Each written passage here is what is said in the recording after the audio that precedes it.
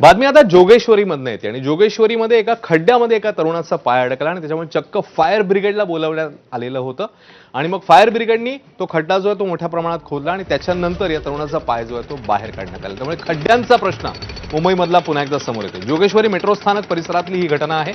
या परिसरातून जात असताना मेट्रो स्टेशन खालील खड्ड्यात एका तरुणाचा पाय अडकलेला।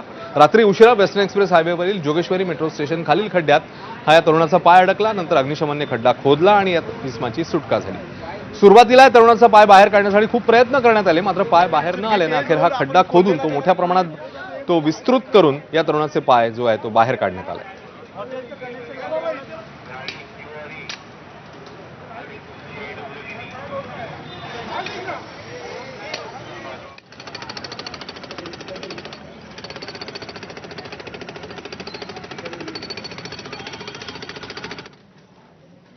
बातमी लातूरमधून आहे। लातूरमध्ये एक राष्ट्रीय महामार्ग जो आहे तो खचलेला होता, त्या अनुषंगाने आता पावलं टाकण्यात येत आहेत, कारण आपल्याला सगळ्यांनाच माहिती आहे की ज्या पद्धतीने मराठवाडा आणि परिसरामध्ये जबरदस्त असा पाऊस झालेला होता आणि त्यानंतर